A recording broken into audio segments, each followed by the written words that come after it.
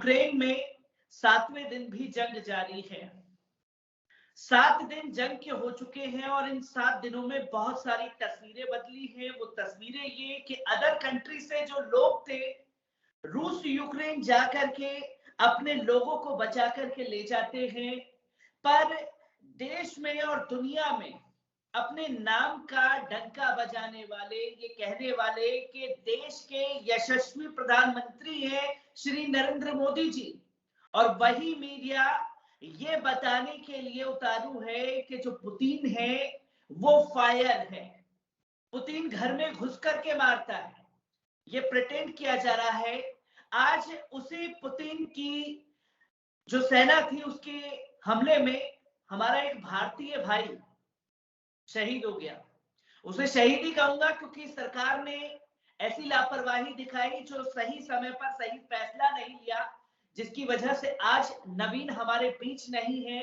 इसी पर बात करने के लिए हमारे साथ सोशल एक्टिविस्ट रवि श्रीवास्तव जी मौजूद हैं।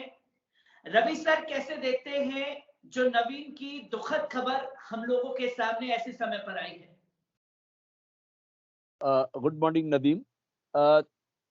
हालात बहुत ही संगीन हैं और ऐसे माहौल में जिस तरह से देश की मोदी सरकार अपने आप को एक्सपोज कर रही है और जिस तरह की अदूरदर्शिता दिखा रही है, उससे बहुत ही दुख होता है। मोदी अपने आप को विश्व गुरु कहते हैं और उनके जो अंधभक्त हैं वो उनको प्रचारित करते हैं विश्व गुरु कह करके। मैं समझता हूं कि विश्व गुरु की ऐसी फजीहत पहले शायद ही कभी हुई हो। जैसे हालात यूक्रेन में और रूस के इस युद्ध के दौरान बने हैं, उनमें मैं समझता हूं हिंदुस्तानियों की हालत बहुत ही खराब है। जैसा हमने अभी अभी एक वीडियो भी देखा एक बच्ची का, कि वो लोग किस तरह से, आज का अखबार ही पढ़ के देखिए आप, लोग 3 स्लाइस पर पूरा दिन काट रहे हैं, बंकरों में पड़े हुए हैं, उनके पास पानी नहीं है और हमारे देश की सरकार चुपचाप बैठी है। और वो सिर्फ 4 मंत्री वहां पे भेज के, एक को पोलैंड, हंगरी, रोमानिया, कि वो जाएंगे और वहां पे जाकर के कोऑर्डिनेट करेंगे। नदीम, मुझे बताइए कि हमारे देश के दूतावास और हमारे देश के राजदूत जो इन देशों में हैं, चाहे वो यूक्रेन में हो, चाहे रोमानिया, हंगरी, पोलैंड, किसी भी देश में हो, तो वो क्या सिर्फ वहां पे योगा शिविर लगाने के लिए रखे गए हैं? उन्होंने अपनी क्या जिम्मेदारी निभाई है अभी तक? उन्होंने क्या हौसला दिया है अपने, हमारे जो बच्चे वहां पर फंसे हुए हैं, मेडिकल और इंजीनियरिंग की पढ़ाई करने के लिए गए हुए, और अपने उनके माँ बाप ने जिस तरह से एक मोटी रकम उसके लिए खर्च की है वहां पे उनको पढ़ने भेजने के लिए, क्योंकि हिंदुस्तान में इतनी सुविधाएं नहीं है वो पढ़ाई करने की। तो इस हालात में सरकार क्या कर रही है? सरकार 85,000 रुपए, 95,000 रुपए का टिकट बेच रही है इन बच्चों को लाने के लिए। शर्म की बात है नदीम। मैं समझता हूं कि हम जैसे टैक्स पेयर जो लाखों करोड़ रुपया हर साल टैक्स में देते हैं, वो सरकार क्या सिर्फ अपनी तनख्वाहों के लिए रखती है या मोदी जी की सुरक्षा के लिए रखती है? वो पैसे से हमारे बच्चों को जब जरूरत है, जब खराब वक्त है, जो इमरजेंसी है, उसमें जिसमें लाना है, और वो उन हालात में भी उन बच्चों की कोई मदद नहीं कर रही है। शर्म की बात है। क्योंकि रवि सर जिस इंटरव्यू का जिक्र कर रहे हैं वो इंटरव्यू मैंने लिया, जिसमें लिंजिला खान साफ तौर पर कह रही हैं कि हम लोग कई कई किलोमीटर का सफर तय करके पहुंचे, और जब हम लोग खासतौर पर रोमानिया बॉर्डर पर पहुंचे तो रोमानिया के लोग, जो सेना है, वो 200 यूक्रेनियों को बॉर्डर पार करा रही है, 5 भारतीयों को उसमें बॉर्डर पार कराती है, जैसे कि दलीलें मीडिया के जरिए और सरकार के द्वारा दी जा रही है कि हमारे जो राजनेता हैं वो हंगरी, रोमानिया, पोलैंड की जगह जगह पर मौजूद है। पर इस इंटरव्यू में वो साफ तौर पर नकार रही है कि हमसे मिलने के लिए कोई भी रोमानिया में नहीं था। कैसे देखते हैं जो सबसे बड़ा झूठ सामने आता है सरकार का, और सबसे बड़ा फेलियर भी है ये? मैंने इंजिला खान का वीडियो भी देखा और मैं टीवी चैनलों पर भी और बच्चे जिस तरह के बयान दे रहे हैं, मैं वो भी सुन रहा हूँ। मुझे लगता है कि शायद वहाँ पर भी कुछ गोदी मीडिया जो है वो कुछ आवाजों को दबाने की कोशिश कर रहा है कि जिससे कहीं वो सरकार या मोदी जी के खिलाफ कोई और बयान ना दे दें, मगर जो सच्चाई है वो देश के सामने आ रही है। और जिस तरह से इंजिला खान ने बताया कि 200 यूक्रेनियों पर 5 हिंदुस्तानियों को छोड़ा जा रहा है रोमानिया जाने के लिए, किस तरह से वो बच्चे एक कमरे के अंदर 9-9 लोग एक कमरे में रह रहे हैं और किस तरह से वो -6 डिग्री में 10-10 किलोमीटर पैदल चल के बॉर्डर पहुंच रहे हैं, मैं समझता हूं ये अमानवीय है। और ये एक इंसान की, जिसे कहना चाहिए जो शक्ति है, उसके बाहर है बिल्कुल ये। और ऐसे हालात में हमारे देश के जो वहां पर दूसरे देशों में दूतावास हैं, राजदूत हैं, वो क्या उस मदद पहुंचा रहे हैं। उन बच्चों के पास खाने के लिए नहीं है। उनको बताया गया कि आप बसों में बैठ करके आप बॉर्डर पे चले जाइए, वहां पे आपको राहत मिल जाएगी, वहां हिंदुस्तान के लोग आपको मिलेंगे, वो आपकी मदद करेंगे, जबकि ऐसा कुछ नहीं हो रहा है वहां। और जैसा आपने बताया कि आज 7वां दिन चल रहा है, मैं आपको बताता हूँ सोशल मीडिया पे एक क्लिप मैंने देखा जिसमें कि एम्बेसी जो है वो कह रही है कि कोई घर से बाहर ना निकले, और जो वीके सिंह जो गए हैं वहां पे लाने के लिए, वो कह रहे हैं कि हम सब आइए, बाहर निकल के आइए, हम आपको ले जाने के लिए आए हैं। मतलब कितना बड़ी एक मतलब विरोधाभास है कि एक आदमी दो बाएं हाथ को नहीं पता है कि दायां हाथ क्या कर रहा है। ऐसे हालात में किस तरह से मदद सरकार पहुंचाएगी। और जहां तक हमारे प्रधानमंत्री का सवाल है, वो तो अभी 2 दिन पहले तक उत्तर प्रदेश में सिर्फ चुनावी भाषणों के अलावा कुछ कर ही नहीं रहे हैं। फिर 48 घंटे में उन्होंने 3 मीटिंग चेयर की।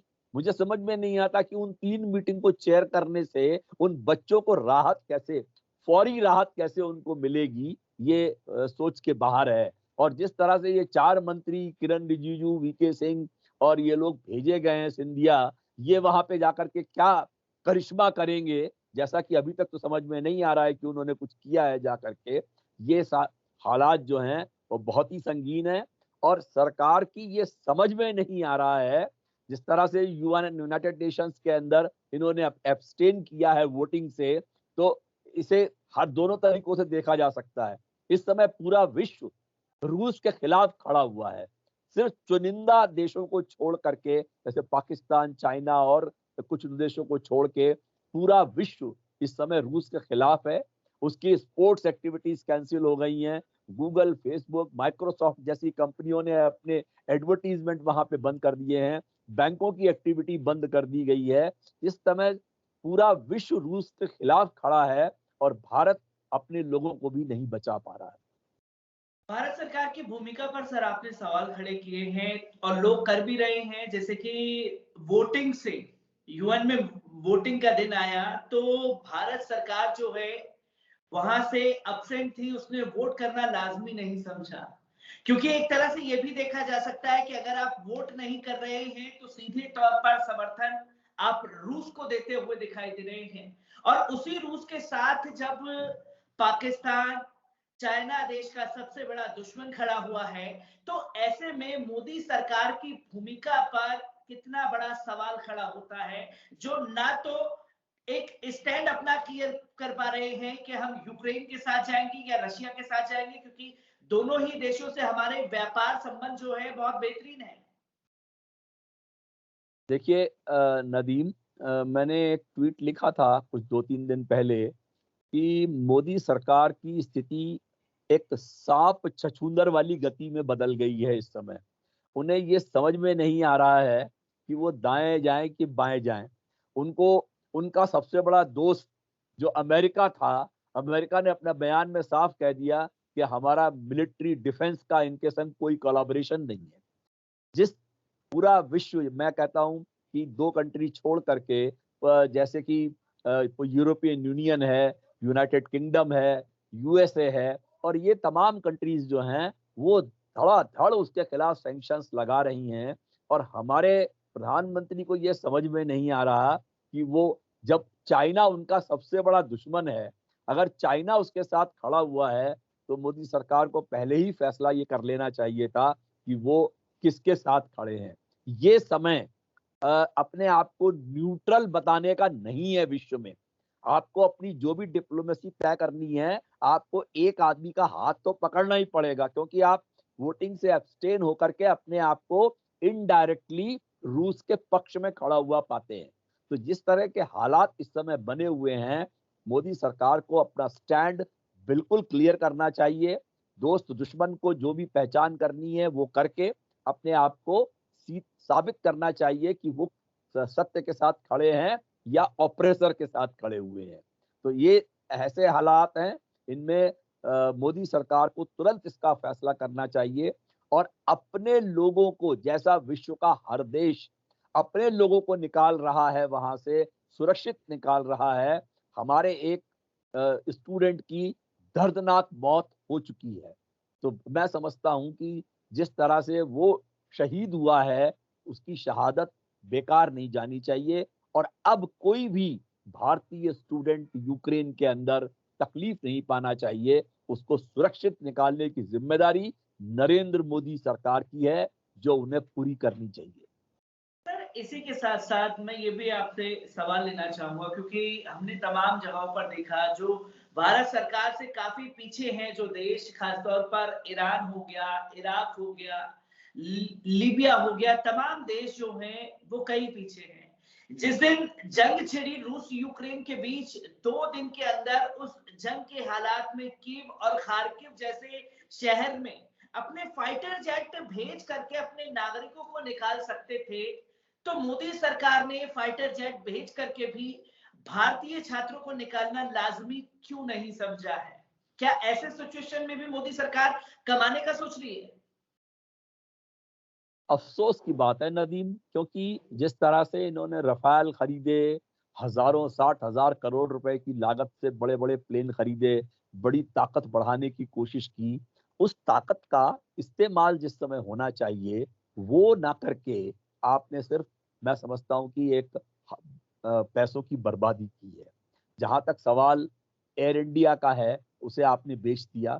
आज देश के पास अपनी कोई एयरलाइन नहीं है, राष्ट्र की कोई एयरलाइन नहीं है। पूरा एयरलाइन बिजनेस प्राइवेट हाथों में है, और प्राइवेट में काम करने वाला कोई भी व्यक्ति सिर्फ अपने फायदे और नुकसान के हिसाब से काम करता है। विश्व का हर देश कम से कम टेलीकॉम, एयरलाइन और बहुत सारे जो स्ट्रेटेजिक इंपॉर्टेंस की चीजें हैं, उनको वो प्राइवेट के हाथों में नहीं जाने देते। प्राइवेट कॉम्पिटिटर रहना चाहिए, मगर उसको प्राइवेट के हाथों में दे करके आप सिर्फ अपने लिए एक ऐसी स्थिति खड़ी करेंगे जब आपका कोई काम नहीं आएगा। तो इस तरह से एयर इंडिया ने, या अभी सुना स्पाइस जेट के जहाज भी जा रहे हैं कि वो इतने भारी किराए वसूल रहे हैं, वो मिडिल क्लास बच्चे हैं, वो कहाँ से इतने पैसे भर सकते हैं। मैं समझता हूँ तुरंत सरकार को फैसला लेना चाहिए कि हर आदमी जो भारतीय है, जो 20,000 यूक्रेन में है, उनका पूरा आने का खर्चा हिंदुस्तान में भारत सरकार को ही वहन करना चाहिए। इसके लिए ही हम टैक्स भरते हैं। सरकार के पास कोई एक्सक्यूज नहीं है कि उन लोगों पर ये बोझ डाला जाए जो अभी मुसीबत में फंसे हुए। सर, एक आखिरी सवाल आपसे लेना चाहेंगे, क्योंकि ये सवाल बहुत गंभीर है। तमाम बच्चों के वीडियो आप भी देख रहे हैं, हम भी देख रहे हैं, जो यूक्रेन में फंसे हुए हैं और अपील कर रहे हैं कि हमें बचाइए, हमारी लाइफ जो है ज्यादा इंपॉर्टेंट रखती है। ऐसे में देश के जो प्रधान सेवक हैं वो उत्तर प्रदेश के चुनावों में फंसे हुए हैं। असल में यूक्रेन में हमारे भारतीय छात्र फंसे हैं या देश के प्रधानमंत्री फंसे हैं? बहुत सही आपने मुद्दा उठाया है। ऐसे हालात में किसी भी तरह का चुनावी भाषण या वहां पे जा करके लोगों को मोबिलाइज करना, मैं समझता हूँ गलत है। सरकार को अपनी प्रायोरिटीज पता नहीं है, सरकार को अपनी प्राथमिकताएं नहीं मालूम है कि उसकी जिम्मेदारी क्या है। अगर क्राइसिस है तो क्राइसिस को पहले डील करना है, जहां लोगों की जान मुसीबत में पड़ी हुई है, न कि वहां जा करके कि वो इंटर पास करने के बाद में जो 10th में 12वें में एडमिशन लेगा उसको हम लैपटॉप बांट देंगे, उसको गैस का सिलेंडर फ्री दे देंगे, उसकी बिजली जिंदगी भर फ्री दे देंगे। इन सब जुमलेबाजी करने के बजाय आपको ध्यान रखना है कि आपके लोग मुसीबत में फंसे हुए हैं, कि ऐसे एक एक जिंदगी को सुरक्षित रूप से वहां से निकाल के वार जोन से लाया जाए, इसके बारे में स्ट्रैटेजी आपको बनानी चाहिए। उन लोगों के वहां पे सरकारों से बात करनी चाहिए, जो आप नहीं कर रहे हैं। उसके बजाय आप ये चुनावी जुमलेबाजी में फंसे हुए हैं। देश देख रहा है और देश आपको इसका जवाब जरूर देगा मिस्टर मोदी, आप विश्वास रखिए।